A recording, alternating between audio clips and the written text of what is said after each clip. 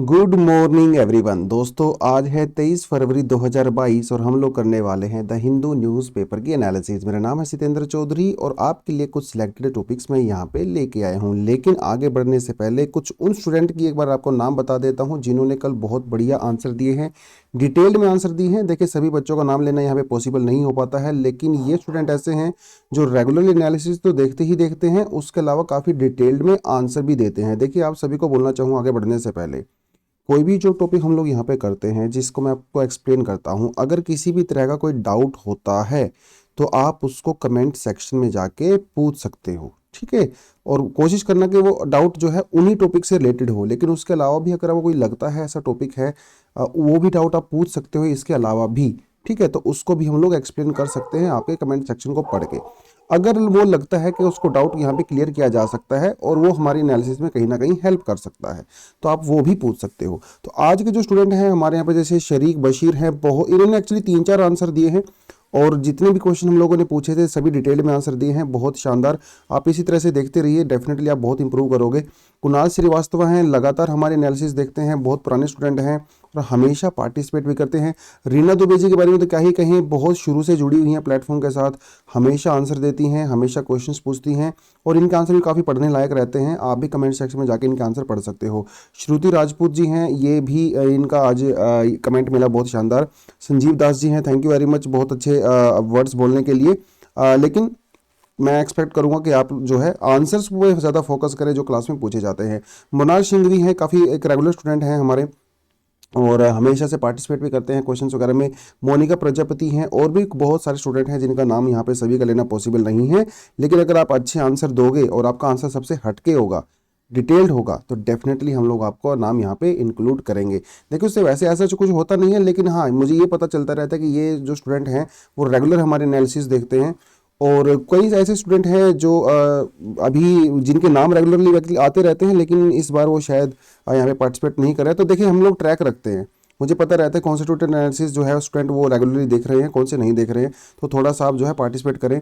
देखिए आपकी जर्नी है, पार्टिसिपेट करोगे, आंसर दोगे, एनालिसिस को पूरा सुनोगे, आपका ही इसमें बेनिफिट होने वाला है, क्योंकि न्यूज़पेपर तो बहुत क्रूशियल आपकी तैयारी के लिए, इसका कोई और अल्टरनेटिव है भी नहीं। तो आपका बहुत शानदार तरीके से करंट अफेयर तैयार हो जाता है और आपकी मेंस के लिए भी आप जब हम लोग एनालिसिस करते हैं तो काफ़ी बढ़िया कंटेंट आपके पास कलेक्ट हो जाता है ना। तो वो भी चीज़ें हैं सारी यहाँ पे। चलिए देखते हैं आज हम लोग कौन कौन से टॉपिक करने वाले हैं। लेकिन यू नो वेरी वेल कि कल परसों जैसे देखिए रशिया और यूक्रेन का जो क्राइसिस चल रहा है, नाटो यूरोप के साथ वो सब पंगे उन्होंने ले लिए हैं, तो उसकी वजह से ये यूक्रेन, क्रीमिया और ये सारा इशू ना बहुत ज़्यादा इंपॉर्टेंट हो गया है। और आज का न्यूज़पेपर अगर आप खोल के देखोगे तो इसमें ज़्यादातर जो न्यूज़ आपको है वो रशिया यूक्रेन के अराउंड ही मिलेंगी। तो हम भी जो है थोड़ा सा उस इशू को थोड़ा देख लेंगे, लेकिन कोशिश करूंगा कुछ नया एंगल आपको यहाँ पे बताऊं। जो घिसी पिटी पुरानी न्यूज़ है यूक्रेन वाली उस पर हम लोग ना जाएं।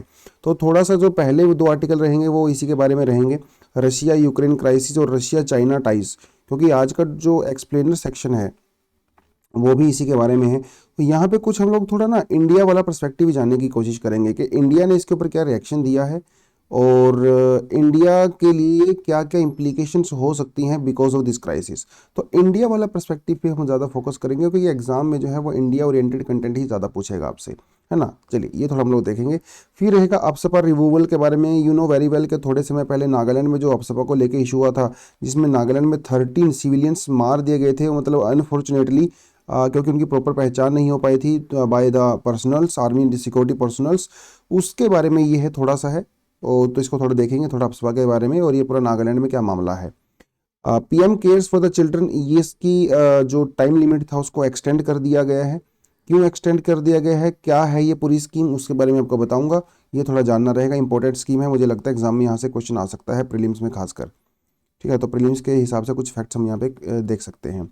J&K डिलिमिटेशन कमीशन एक बहुत ही पुराना टॉपिक है, बार बार इसको हम लोग कर चुके हैं।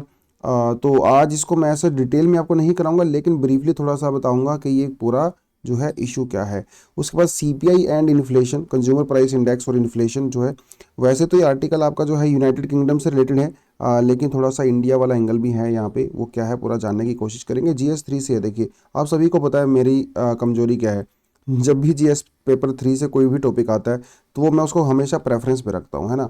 क्योंकि मुझे पता है कि स्टूडेंट की जो जीएस पेपर 3 है ना, खासकर इकोनॉमी वाला सेक्शन, वो थोड़ा सा वीक होता है। तो मैं हमेशा इकोनॉमी वाले टॉपिक को ज़्यादा प्रेफरेंस देता हूँ, है ना, आपके लिए देता हूँ, खुद के लिए नहीं, आपके लिए। थोड़ा हो सकता है स्टार्टिंग में हल्का सा समझ में कम आए, लेकिन over a period of time in topics पे आपकी कमांड हो जाती है। चलिए दोस्तों, शुरुआत करते हैं, ज़्यादा डिले नहीं करते हैं। लेकिन अनफॉर्चुनेटली आज कुछ खास हुआ नहीं था, तो ये मैंने खाली छोड़ दिया है। आपको कुछ मिलता है कहीं से एक्स्ट्रा न्यूज़, तो आप यहाँ पे डेफिनेटली ऐड कर सकते हैं, ठीक है। तो आपके लिए छोड़ दिया, आज ये जो मिले उसको ऐड कर दीजिए। और कुछ अगर खास ऐसा हुआ हो, कमेंट सेक्शन में बताइए कि आज क्या खास हुआ था, ठीक है। आप अपना कोई पर्सनल एक्सपीरियंस भी बता सकते हो, अगर किसी का बर्थडे है वो बता सकते हो, कोई खास से ऐसा हुआ हो आज के दिन आपकी लाइफ में, वो भी बता सकते हो, ठीक है। तो कुछ खास हुआ हो आपके आसपास वो सब, तो उसको हम लोग थोड़ा सा कल देख लेंगे। चलिए शुरुआत करते हैं पहले टॉपिक की। देखिए पहला टॉपिक कहता है D escalation of the Russia Ukraine tensions top priority says India. तो ये इंडिया के पर्सपेक्टिव से बयान दिया गया है। इंडिया ने कहा है कि डी एस्केलेशन, देखिए एस्केलेट करने का मतलब होता है जब कोई प्रॉब्लम आगे बढ़ जाती है, प्रॉब्लम क्रिएट हो जाती है और वो बढ़ रही है। डी एस्केलेशन मतलब उसका अपोजिट हो गया कि हमारी इंडिया ने कहा है कि हमारी प्रायोरिटी है कि रशिया यूक्रेन के बीच में जो टेंशन है वो थोड़ी सी कम हो जाए, डी एस्केलेट हो जाए, और ये हमारी प्रायोरिटी पे है। आपको ये पता है कि इंडिया के लगभग 20,000 के लगभग जो लोग हैं, खासकर जिनमें से स्टूडेंट हैं, वो इस समय यूक्रेन में रहते हैं। और आपको ये भी पता होगा कि हमारे यहाँ पे देखिए यार, इंडिया में एमबीबीएस करना बहुत महंगा है ना, और बहुत कंपटीशन भी है। अब ये बात आपसे छिपी नहीं है ना, आपको पता ही है वो नीट वीट में सब क्या चल ही रहा है। तो हम क्या कर सकते हैं, इंडिया के बहुत सारे स्टूडेंट वो नेपाल जाते हैं एमबीबीएस करने के लिए, यूक्रेन जाते हैं, बहुत ही फेमस एक पॉपुलर डेस्टिनेशन है इंडियन स्टूडेंट्स के अंदर। तो जिनका नीट वगैरह क्लियर नहीं होता, या फिर जिनको यहाँ पे सीट्स वगैरह नहीं मिलती, क्योंकि बहुत महंगी मैनेजमेंट सीट्स होती हैं, तो वो लोग यूक्रेन में जाके सस्ते में एमबीबीएस कर सकते हैं।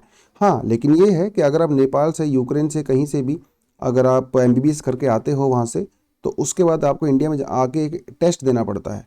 वो टेस्ट जब आप क्लियर करते हो ना, तभी जाके आप यहाँ पे प्रैक्टिस कर सकते हो। खैर ये कोई टॉपिक से रिलेटेड नहीं है, बट ये आपको बता देता हूँ कि बहुत सारे स्टूडेंट इंडिया के यूक्रेन में हैं, और इंडिया ने एडवाइजरी जारी की है कि हो सके तो वहाँ से बाहर आप निकल जाइए, क्योंकि बिल्कुल पूरा चांस है कि रशिया और यूक्रेन के बीच में फुल फ्लेज वॉर हो सकता है।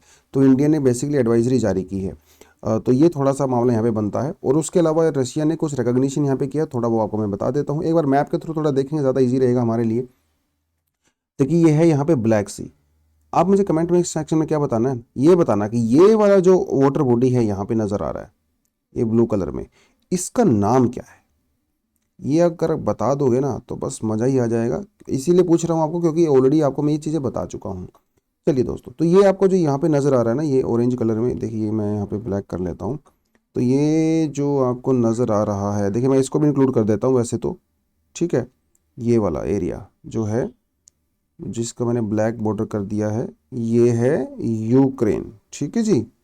और भैया ये है यूक्रेन की कैपिटल कीव, और इधर है बदमाश रशिया।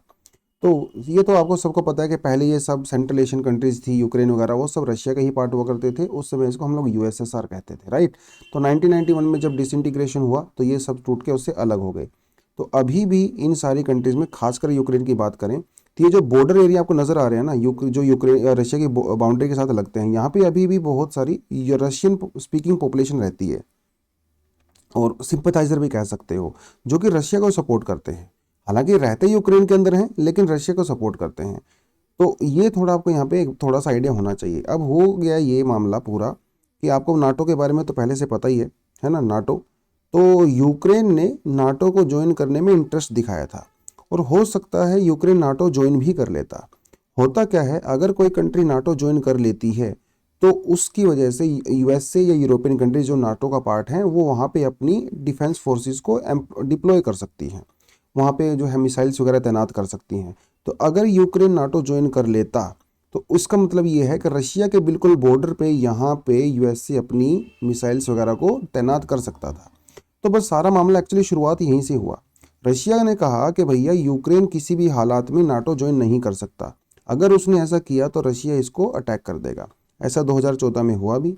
2014 में ये वाला जो आपको यहाँ पे पेनिनसुला नजर आता है, क्रीमिया, ठीक है, इसको अनेक्स कर लिया गया बाय रशिया। अब ये तो चलो अनेक्स हो गया, पुराना मुद्दा है, लेकिन ये जो थोड़े से आपको प्रोविंस नजर आ रहे हैं यहाँ पे, लुहांस्का और ये दोनेत्स्क, ठीक है, इन दोनों को जो है दोनाब बोलते हैं।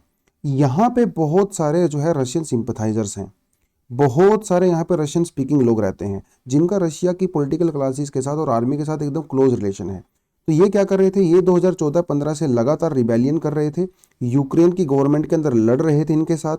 और इनके साथ लड़ते लड़ते जो है ना 2014 में फिर हम लोगों ने क्या किया, एक अग्रीमेंट किया, एक प्रोटोकॉल किया, जिसे जो है मिन्स्क प्रोटोकॉल कहा जाता है। देखिए यहाँ पे लिखा भी हुआ, मैंने ये सारी डिटेल मैंने जो बता रखा ना ऊपर सब लिखा हुआ है। तो ये जो एरिया है ना, ये जो येलो कलर में आपको नजर आ रहा है, इसे दोनबास कहते हैं, दोनबास। तो यहाँ पे बहुत सारे रशियन सिंपथाइजर्स हैं और जो लगातार यूक्रेन की गवर्नमेंट के साथ लड़ते हैं। शुरुआत में रशिया इनको बहुत ज़्यादा डायरेक्ट सपोर्ट नहीं दे रहा था, पर्दे के पीछे दे रहा था, खैर सब सामने से नहीं दे रहा था।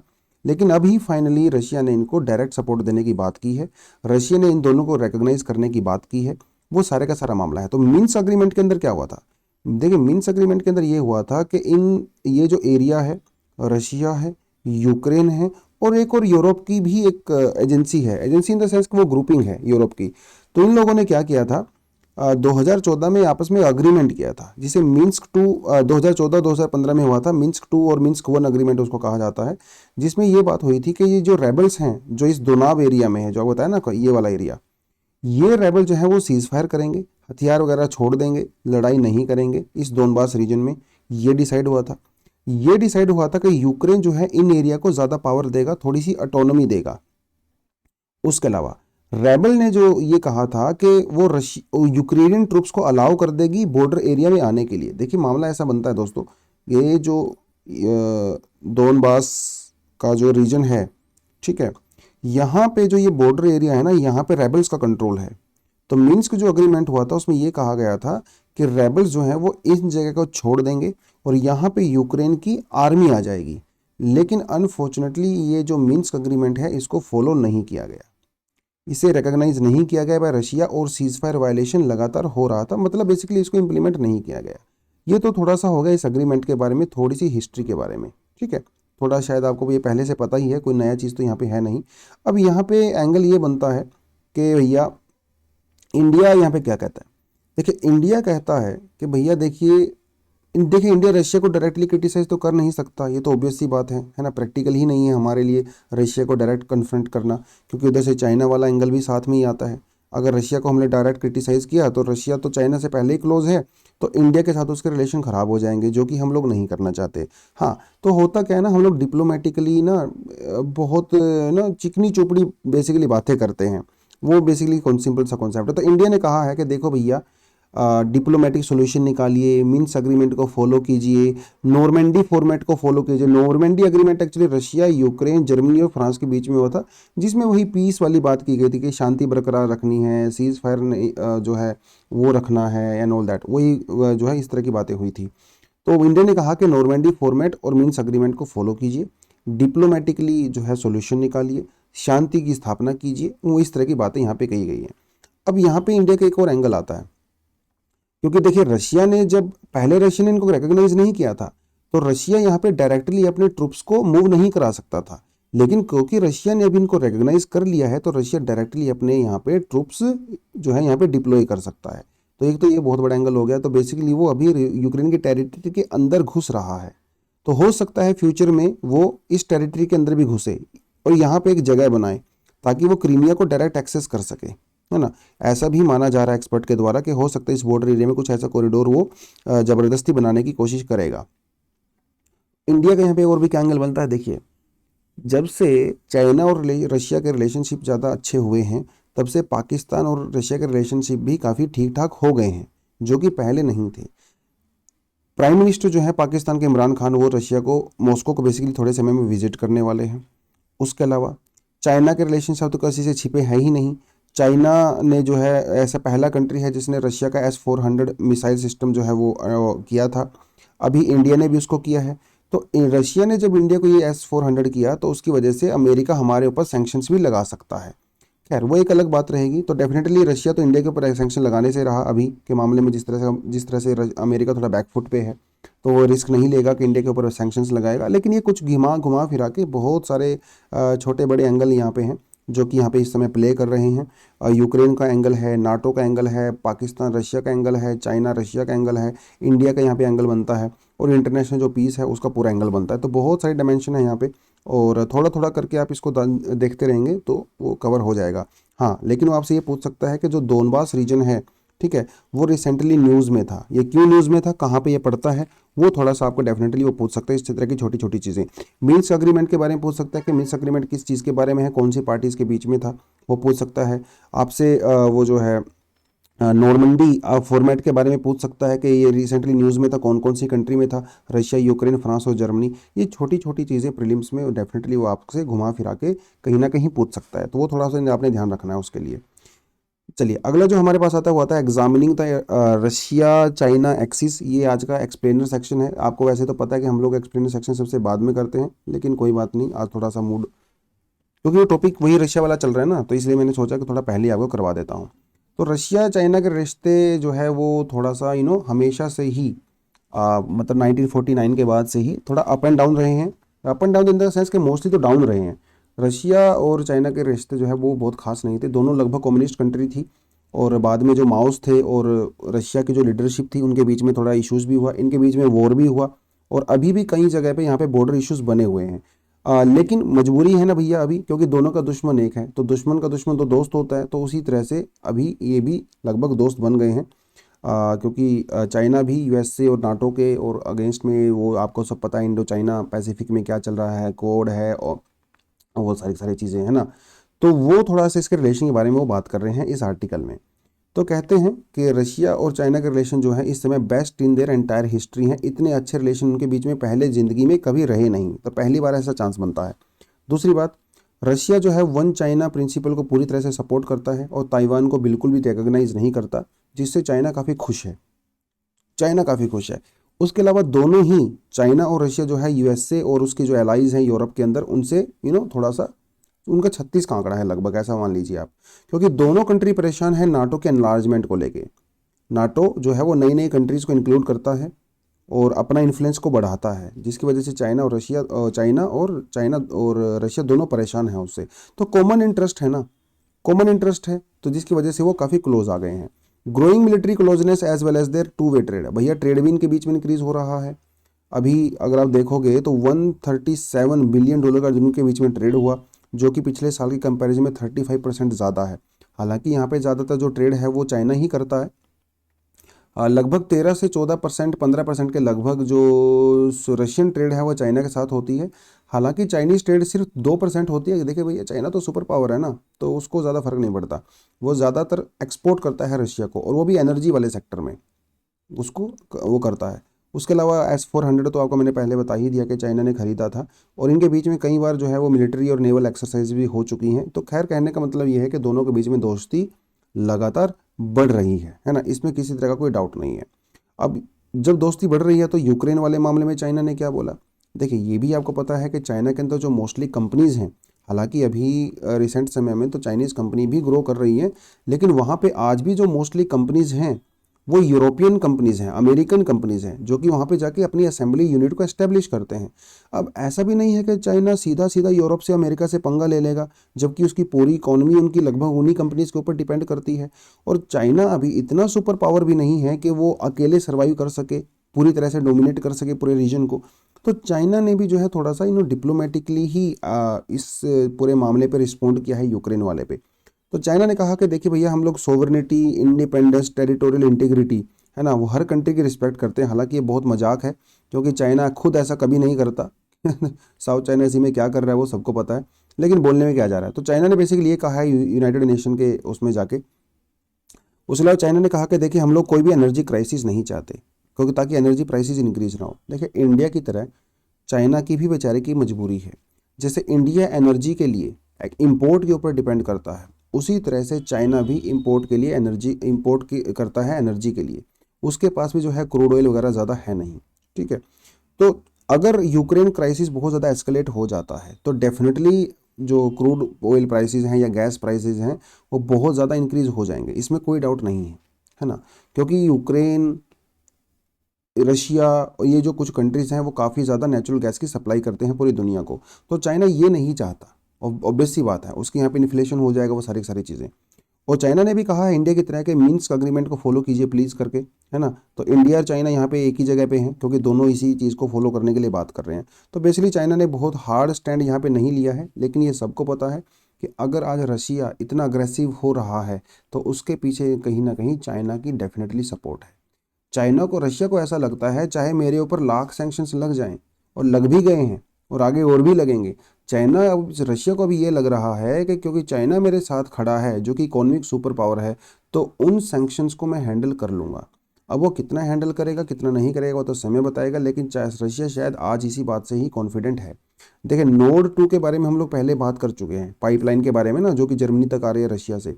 जर्मनी ने अभी इसको रिन्यू करने से मना कर दिया है, सर्टिफिकेट देने से मना कर दिया है। तो कहीं ना कहीं रशिया की यूरोप के साथ फ्यूचर में और अभी प्रेजेंट में भी इकोनॉमिक जो ट्रेड है या जो रिलेशन वो ख़राब होने वाले हैं। तो चाइना ने शायद बोला होगा पुतिन को कि भैया कोई दिक्कत नहीं है, आप खुल के काम करिए, हम लोग आपको पीछे से सपोर्ट कर रहे हैं। सामने कुछ और बोल रहे हैं, पीछे कुछ और बोल रहे हैं, खैर वो बात अलग है।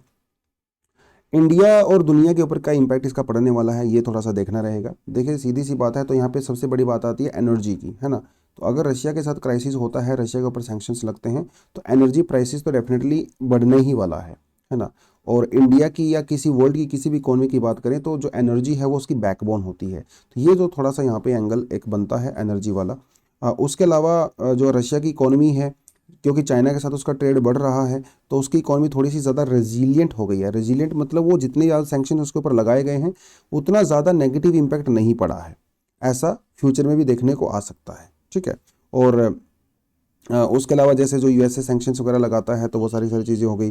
तो मतलब ये इनका आर्टिकल का ये पूरा कंक्लूजन निकला है कि अभी फ्यूचर में कुछ सालों तक जो रशिया और चाइनीज़ जो रिलेशन है वो और क्लोज होंगे डेफिनेटली। अब इंडिया यहाँ पे क्या एक्शन लेता है, कैसे अपने रिलेशन को मेंटेन करता है, वो काफ़ी इंटरेस्टिंग रहेगा। चलिए दोस्तों अगले टॉपिक पे बढ़ते हैं, ज़्यादा समय नहीं लेंगे। AFSPA removal missile 45 day deadline, देखिए क्या कहता है।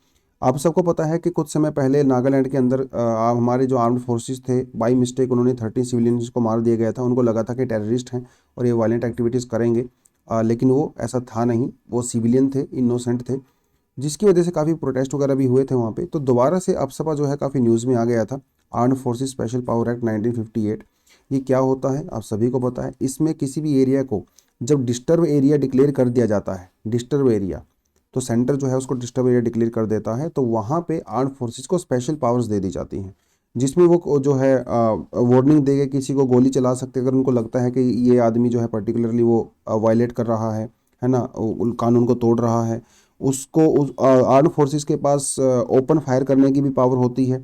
वो उनके घर को सर्च कर सकता है, सीज कर सकता है प्रॉपर्टी को, इस तरह की चीज़ें होती हैं। और उस अप्सपा के तहत जो हमारे सिक्योरिटी फोर्सेस होती हैं उनको जो है एक थोड़ा सा लीगल प्रोटेक्शन होता है कि उनके अगेंस्ट में प्रोसीडिंग्स नहीं हो सकती जब तक सेंटर परमिशन नहीं देता, और यूजुअली सेंटर परमिशन देता नहीं है।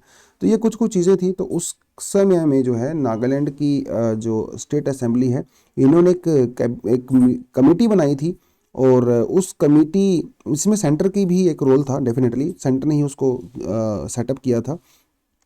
तो उस कमेटी ने अभी फर्दर एक अपनी डेडलाइन थी उनकी अभी फरवरी में, और उसको एक्सटेंशन मांगा है बेसिकली कि हमें जो है 2 महीने का एक्सटेंशन आप और दे दीजिए।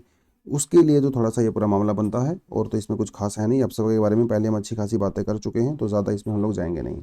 Scheme for the covid orphans extended, देखिए ये जो स्कीम है कोविड-19 को लेकर वो चलाई गई थी 29 मई 2021। तो पीएम केयर्स फंड के अंदर ये स्कीम चलाई गई थी। पहली बात तो ये स्कीम चलाई क्यों गई थी, देखिए ऐसे बच्चे जिन्होंने अपने पेरेंट्स को, मतलब जिनके पेरेंट्स की डेथ हो गई कोविड-19 के समय में, या उनके गार्जियंस की डेथ हो गई कोविड-19 के समय में, तो उन बच्चों को प्रोटेक्शन देने के लिए चलाया गया था, ठीक है। पहले इसकी जो वैलिडिटी थी वो थी 31 दिसंबर 2021 तक, जिसकी अभी हम लोगों ने, मतलब सरकार ने जिसकी डेडलाइन को बढ़ा दिया, इसको एक्सटेंड कर दिया गया है फरवरी 2022 तक। इस स्कीम के अंदर होता क्या था, इस स्कीम के अंदर जिन्होंने अपने पेरेंट्स को खो दिया है अनफॉर्चुनेटली, उन बच्चों को सरकार सपोर्ट देगी जब तक वो 18 साल के नहीं होते। जब तक वो 18 साल के नहीं होते, ध्यान रखना ये एज यहाँ पे ध्यान रखनी है एग्जाम के लिए, तब तक जो है उनकी स्कूल की फीस वगैरह और उनके जो हेल्थ एक्सपेंसेस हैं वो सरकार उठाएगी। 18 साल के होने के बाद उनको कुछ मंथली स्टाइपेंड दिया जाएगा जिसमें वो मंथली अपना खर्चा निकाल सकें, और जब वो 23 साल के हो जाएंगे तो उनको 10 लाख रुपए का जो है एक लमसम अमाउंट दिया जाएगा। तो ये थी वो स्कीम, तो इसको अभी एक्सटेंड कर दिया गया है। तो यहाँ पे कुल मिला के मेरे ख्याल से 6,500 के लगभग एप्लीकेशंस आई थी, जिसमें से सरकार ने 3200-3300 के लगभग एप्लीकेशन को अभी तक क्लियर किया है। और एक्सटेंशन क्योंकि हो गया है अभी स्कीम में, तो और भी ज़्यादा थोड़ा सा यहाँ पे एप्लीकेशन डेफिनेटली आ सकती हैं। तो इस स्कीम के बारे में थोड़ा सा बस आपको पता होना चाहिए। उसके अलावा स्टेट गवर्नमेंट्स ने अपनी स्कीम भी निकाली हुई है। राजस्थान ने अपनी काफ़ी अच्छी स्कीम निकाली थी। वो सारी सारी चीज़ें वो भी हम लोग पहले कर चुके हैं। आगे बढ़ते हैं दोस्तों, अगला जो आर्टिकल है हमारा वो देखिए, G&K delimitation panel gets 2 month extension. देखिए इनको भी 2 महीने का एक्सटेंशन मिल गया है। ये डीलिमिटेशन पैनल क्या होता है ऑलरेडी मैं बता चुका हूँ। देखिए जो हमारी स्टेट असेंबलीज होती हैं, जो बेसिकली जो कंस्टिट्यूंसीज होती हैं लोकसभा के लिए या फिर स्टेट असेंबलीज इलेक्शंस के लिए, तो उनके यूनिफॉर्मिटी आए। देखिए पूरे देश है ना हमारा, तो इतना बड़ा कंट्री है, अब इतने कंट्री के अंदर जो यूनिफॉर्मिटी होनी चाहिए। जैसे हमारे यहाँ पे मेंबर ऑफ पार्लियामेंट चुने जाते हैं, तो मेंबर ऑफ पार्लियामेंट जो चुने जाते हैं, तो ताकि पूरी कंट्री में यूनिफॉर्मिटी रहे, तो एक पर्टिकुलर पॉपुलेशन इनको जो है अलॉट किया जाता है। जैसे मान लो 10 लाख, तो 10 लाख लोग जो है वो एक मेंबर ऑफ पार्लियामेंट को चुनेंगे। अब ये कोई ऐसा फिक्स नहीं है, डिपेंड भी करता है कि आप हिली एरियाज़ में हो, प्लेन एरियाज़ में हो, बहुत सारी चीज़ें होती हैं यहाँ पे। बट येस, यूनिफॉर्मिटी के लिए सब किया जाता है, और ये टाइम टू टाइम किया जाता है। सेंसस जो जैसे ही हमारा सेंसस आता है, तो उस समय एक डीलिमिटेशन कमीशन बनाया जाता है जो पूरे देश में ये करता है। तो हम लोग यहाँ पे कंट्री की बात नहीं कर रहे हैं, J&K की बात कर रहे हैं। तो J&K को जब से यूटी हम लोगों ने बनाया, देखिए J&K जो है वो दिल्ली और पुडुचेरी की तरह एक एक्सेप्शन है। मतलब यहाँ पे की लेजिस्लेटिव असेंबली होगी, तो यहाँ पे भी MLAs वगैरह चुने जाएंगे, MP चुने जाएंगे, है ना, just like Puducherry and Delhi. तो यहाँ पे डिलिमिटेशन कमीशन बनाया गया था, जब से 370 हटाया था तो तब से बनाया गया था। तो जम्मू रीजन और कश्मीर रीजन को लेके जो है यहाँ पे सीटों का बेसिकली चेंजेस किए गए थे। तो जम्मू एंड कश्मीर में जम्मू में जो है वो 6 सीटें बढ़ाई गई थी फर्दर। कश्मीर के अंदर जो है 1 सीट बढ़ाई गई थी। SC कम्युनिटीज़ के और ST कम्युनिटीज़ के लिए कुछ स्पेशल हम लोगों ने सीट्स यहाँ पे रिजर्व की थी। वो एक पुराना इशू हो चुका है, लोग मेरे ख्याल से 10 बार उसको हम लोग कर चुके होंगे। तो वो जो कमीशन था ना, उसको अभी 2 महीने के लिए फर्दर एक्सटेंड कर दिया गया है। ये जो कमीशन है, इसके जो पैनल है उसको कौन हेड कर रही थी? फॉर्मर सुप्रीम कोर्ट जज थी हमारी जस्टिस रंजना प्रकाश देसाई जी, वो इसको हेड कर रही थी। उसके अलावा जो चीफ इलेक्शन कमिश्नर हैं सुशील चंद्रा जी, और इलेक्शन जो कमिश्नर है J&K एक्स ऑफिशियो मेंबर हैं इसके, वो भी यहाँ पे हैं। उसके अलावा लोकसभा के जो 5 मेंबर हैं वहाँ पे यूनियन टेरिटरी के अंदर, वो भी एसोसिएटेड मेंबर्स थे। एक्चुअली पहले इन्होंने यहाँ पे ज्वाइन करने से मना कर दिया था, जिसकी वजह से 1 साल तक ये काम नहीं कर पाया था कमीशन। बाद में जब मोदी जी ने मीटिंग किया उनके साथ दिल्ली में बुला के, तो फिर उन्होंने इसको ज्वाइन किया। हालांकि उसको क्रिटिसाइज वो लगातार कर रहे हैं कमीशन को। वो कह रहे हैं कि ये सरकार का वो पैंतरा है, वो जम्मू को ज़्यादा रिप्रेजेंटेशन दिया गया है, वो सारी सारी चीज़ें पहले हम अच्छे खासे बात कर चुके हैं। तो अभी भी इसको दोबारा से 2 महीने का एक्सटेंशन मिला है। लेट्स सी यहाँ पे क्या होगा, और वो सारे का सारा पूरा मामला यहाँ पे बनता है। और एक आर्टिकल हमारा जो आज का एडिटोरियल सेक्शन है, इससे पहले थोड़ा सा एक बार हम लोग कल वाले MCQs को देख लेते हैं जो हम लोगों ने कल किए थे, और बहुत सारे स्टूडेंट्स ने यहाँ पे पार्टिसिपेट भी किया है। आसान से आर्टिकल है, कोई ज़्यादा इसमें कुछ है नहीं। The duty of every citizen to provide opportunity for the education to his child was introduced by the 86th amendment act, है ना। देखिए हमारा जो फंडामेंटल ड्यूटीज़ को लेके जब हम लोगों ने किया था, तो 42nd अमेंडमेंट में हम लोगों ने उसको सबसे पहले इंट्रोड्यूस किया था स्वर्ण सिंह कमेटी की रिकमेंडेशन पे। इमरजेंसी का दौर था, उस समय किया था। बाद में फिर हम लोगों ने एक और जब जब हम लोगों ने राइट टू एजुकेशन को फंडामेंटल राइट बनाया, है ना, तब हम लोगों ने 86th अमेंडमेंट एक्ट करके एक फंडामेंटल ड्यूटी को भी यहाँ पे ऐड किया था। तो ये थोड़ा सा आपको पता होना चाहिए। विच of the following is a fundamental duty, ये तो बहुत आसान सा है। कल देखिए हम लोगों ने फंडामेंटल ड्यूटीज़ को थोड़ा सा क्रिटिकली एनालिसिस किया था, जिसमें आपको बताया था कि फंडामेंटल ड्यूटीज़ के अंदर क्या क्या कमियां हैं। उसके अंदर यही कमियां हैं कि वो बहुत ज़्यादा एग्जॉस्टिव नहीं है, पहली बात। तो जैसे राइट टू वोट या इवन तो casting of the vote, paying taxes, ये सब हमारा फंडामेंटल ड्यूटी में है नहीं, जिसकी वजह से इसको थोड़ा सा क्रिटिसाइज भी किया जाता है। तो ये तो ऑफ कोर्स नहीं है। Respecting national flag, safeguarding public property, ये दोनों ही हमारी फंडामेंटल ड्यूटीज़ हैं। 11 ड्यूटीज़ हमारे पास बनती हैं, जिनमें से 2 ये भी हैं। तो जो है ओनली 2 and 3 हम यहाँ पे राइट ऑप्शन चूज करेंगे। Right to privacy is protected as the intrinsic part of right to life and property and personal liberty, which of the following is the constitution of India correctly the appropriately imply the above statement। ये तो बहुत आसान सा है, इसमें तो कुछ है ही नहीं, है ना। Article 21 and the freedom guaranteed in the part 3, ये बनता है हमारा राइट टू प्राइवेसी, जो है वो हमारा लाइफ एंड पर्सनल लिबर्टी के अंदर है। और अभी हमारा राइट टू प्राइवेसी वो फंडामेंटल राइट भी है। कमेंट सेक्शन में फटाफट बता दो कि वो कौन सा वर्ल्ड फेमस केस था जिसमें राइट टू प्राइवेसी को फंडामेंटल राइट डिक्लेयर किया गया था। वो कमेंट सेक्शन में फटाफट मुझे बता दो।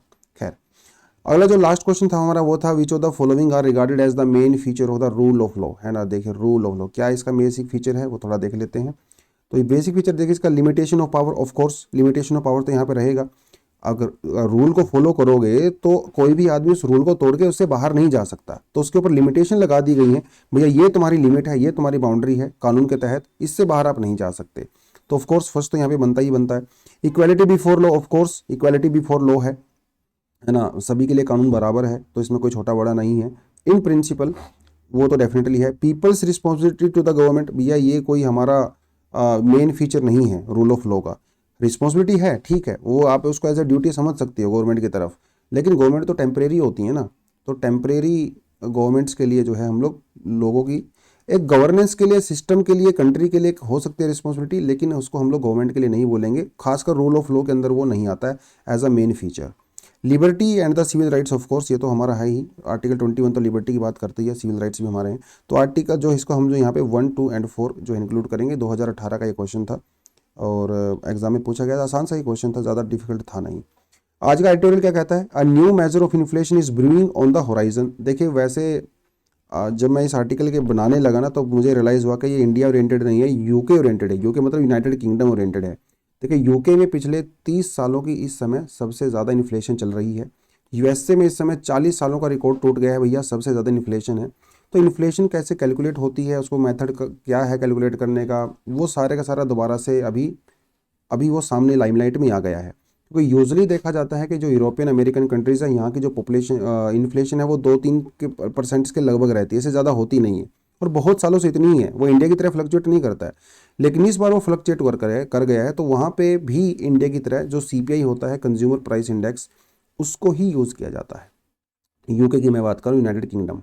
तो सीपीआई होता क्या है, देखिए सीपीआई जो है एक गुड्स और सर्विसेज का कुछ बास्केट होता है, जिसके अंदर कुछ गुड्स एंड सर्विसेज हम लोग इंक्लूड करते हैं। उनको वेट दिया जाता है उनकी इंपॉर्टेंस के हिसाब से, उनकी जो प्राइस फ्लक्चुएशंस होती है उसकी एवरेज को कैलकुलेट किया जाता है, जिससे ये देखा जाता है कि भैया पूरी कंट्री में इन्फ्लेशन क्या है। हमारे पास दो तरह का होता है ना इंडेक्स, एक डब्ल्यूपीआई होता है, एक सीपीआई होता है, होलसेल प्राइस इंडेक्स, ठीक है, और एक होता है जिसे हम लोग प्रोड्यूसर प्राइस इंडेक्स भी कह सकते हैं, कंज्यूमर प्राइस इंडेक्स जिसे हम लोग रिटेल प्राइस इंडेक्स भी कहते हैं, क्योंकि ये डायरेक्टली कंज्यूमर को, आपके जैसे लोगों को, मेरे जैसे लोगों को इम्पैक्ट करता है। यहाँ पे गुड्स भी होती हैं, सर्विसेज भी होती हैं। यूजुअली डब्ल्यूपीआई में सर्विसेज नहीं होती, सिर्फ गुड्स होती हैं, और ये प्रोड्यूसर्स के लिए यूज़ किया जाता है। तो इसको तो हम ऐसा यूज़ नहीं करते, अभी पहले करते थे, अभी इसको हम लोगों ने चेंज कर दिया है। तो सीपीआई के अंदर होती है कुछ बास्केट, बास्केट मतलब इसके अंदर कुछ गुड्स और सर्विसेज की लिस्ट होती है। अब सवाल ये उठता है कि उस लिस्ट को डिसाइड कौन करता है ना, ये बहुत बड़ा सवाल है। क्या उसके लिए कोई सर्वे हुआ, क्या उसके लिए कोई रिसर्च होती है प्रॉपरली, या फिर कुछ इकोनॉमी के जो एक्सपर्ट लोग हैं वो बैठ के उसको डिसाइड करते हैं। दूसरी बात, ये जो गुड्स एंड सर्विसेज होती हैं ना, वो आम आदमी के लिए होती है ना, जो आम आदमी यूज़ करता है, जो कॉमन मैन यूज़ करता है। अब ये कौन डिसाइड करेगा भैया वो कॉमन मैन कौन है, ये भी बहुत बड़ा सवाल है। अगर आप इकोनॉमी की बात करें तो बहुत सारी लेयर्स हैं। अगर आप मान लीजिए, समझ लीजिए कि अगर स्विट्जरलैंड से आपने कुछ चॉकलेट को इंपोर्ट किया, अगर आप चॉकलेट को खा रहे हो, तो क्या आप उसको भी कॉमन मैन वाली कैटेगरी में रखोगे, हाँ भैया ये कॉमन मैन का गुड्स है, वो तो इसको खा रहे हैं, या फिर क्योंकि ये बहुत स्पेशल चॉकलेट है, कुछ खास लोग इसको खा रहे होंगे। तो ये बहुत ही ज़्यादा यहाँ पे देखिए इकोनॉमी में ना इस तरह के सवाल उठाए जाते हैं। तो कॉमन मैन कौन है, वो बास्केट की लिस्ट कौन डिसाइड करता है, कैसे वो रिफ्लेक्शन होगा नहीं होगा, वो सारी सारी चीज़ें हैं। तो कंज्यूमर प्राइस इंडेक्स के अंदर जो गुड्स एंड सर्विस होती हैं, जो हमारी बास्केट होती है, ठीक है, उसको लेके अभी यहाँ पे सवाल खड़ा हो गया है। कहना ये है कि भैया ये मेथडोलॉजी ही गलत है, आप इसकी जगह कोई और मेथड लेके आइए, जिसका यहाँ पे इन्होंने एग्जाम्पल भी दिया है। देखिए एग्जाम्पल क्या है, एग्जाम्पल ये है कि आंकड़े दिखाते हैं कि कंज्यूमर प्राइस इंडेक्स जो है वो 7% है। इसका मतलब ये है कि मान लो पिछले साल अगर आपको 100 रुपये पर केजी राइस मिल रहा था, तो इस बार उसी महीने आपको वो 107 रुपये का मिल रहा है। यही हुआ ना 7% तो इंक्रीज। लेकिन जब आप ग्राउंड रियलिटी में जाते हो, जब आप मॉल में जाते हो, जनरल स्टोर में जाते हो, तो वहाँ पे आपको राइस 107 का नहीं मिल रहा है, वहाँ पे राइस आपको मिल रहा है 300 रुपये का। तो क्या ये सीपीआई की जो पिक्चर है वो सही है? बिल्कुल भी सही नहीं है। यहाँ पे सबसे ज़्यादा इम्पैक्ट किसके ऊपर पड़ता है? पुअर आदमी के ऊपर पड़ता है, गरीब के ऊपर पड़ता है। कैसे? देखिए यहाँ पे इन्होंने एक बहुत शानदार, आज देखिए आपका यूज़ तो ये खैर ये नहीं होगा, लेकिन फिर भी आपको बता देता हूँ। एक बूट इंडेक्स करके एक नाम है, बूट इंडेक्स होता है, देखिए इनका कहना है कि जो गरीब आदमी होता है, गरीब आदमी एक्चुअली महंगा सामान लेता है और जो रिच आदमी है वो at the end of the day cheap सामान लेता है और कम पैसे खर्चा करता है। अब आप सोचो ये सर ये कैसे हुआ? एक्चुअली गरीब आदमी ओवरऑल लेस एक्सपेंडिचर करता है।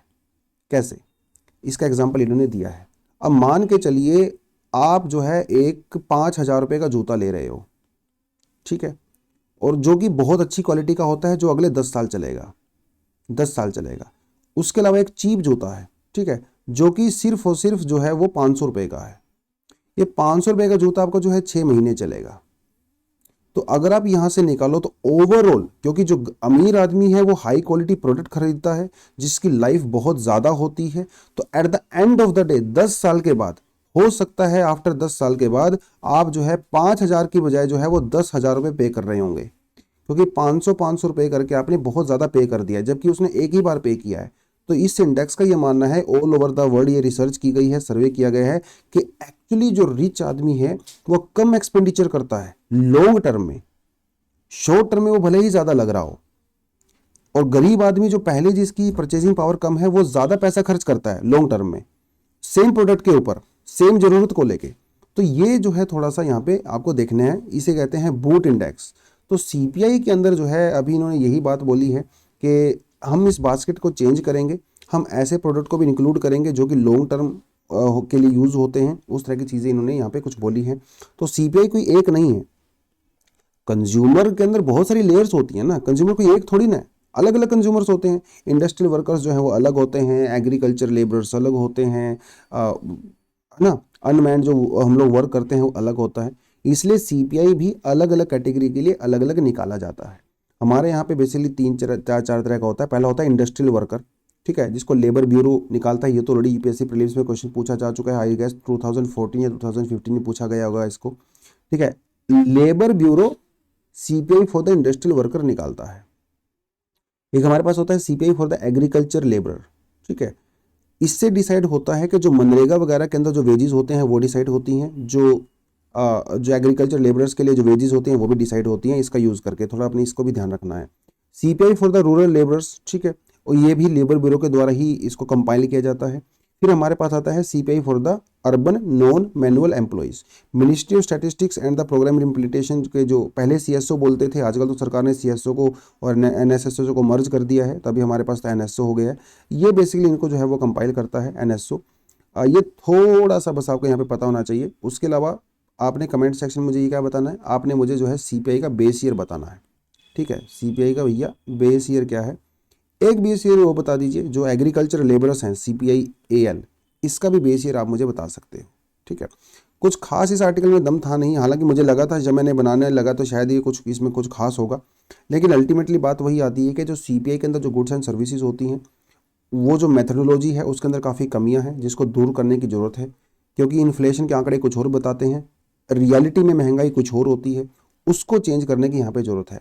ऐसे प्रोडक्ट को इंक्लूड करने की भी ज़रूरत है जो हो सकता है महंगे हों लेकिन जिनकी लाइफ बहुत ज़्यादा होती है, जिसको अभी तक हम लोग बास्केट में इंक्लूड करते नहीं हैं, है ना। वो कुछ कुछ इन्होंने यहाँ पे रिकमेंडेशंस दिए हैं जो आप क्लियरली यहाँ पे देख सकते हो। चलिए दोस्तों, आज के लिए इतना ही। लेकिन आगे बढ़ने से पहले बता देता हूँ कि जिन स्टूडेंट ने अभी तक हमारी टेस्ट सीरीज ज्वाइन नहीं की है वो डेफिनेटली टेस्ट सीरीज ज्वाइन कर सकते हैं। 32 टेस्ट हम लोग यहाँ पे ले रहे हैं और पूरा एनसीईआरटी आपका कवर होगा, करंट अफेयर आपका पूरी अच्छी तरह से कवर होगा और डिस्कशन भी हम लोग साथ में ले रहे हैं। और at the end of the day 32 test अगर आप लगाते हो सीरियस तैयारी करके तो आपकी रिवीजन भी कम से कम 3-4 बार हो जाती है। इसको इसी तरह से डिज़ाइन किया गया है। उसके अलावा अगर आप सेल्फ स्टडी करते हैं, कोई कोचिंग अगर आपने ज्वाइन नहीं किया है, आप सिर्फ और सिर्फ मेंटरिंग आपको चाहिए, गाइडेंस आपको चाहिए, तो आपको 1-to-1 मेंटरिंग भी प्रोवाइड कराई जाती है, ग्रुप मेंटरिंग भी आपको प्रोवाइड कराई जाती है। तो वो भी डेफिनेटली आप यहाँ पे जाके कर सकते हो। चलिए दोस्तों, आज के लिए इतना ही। Thank you very much, all the best and जय हिंद।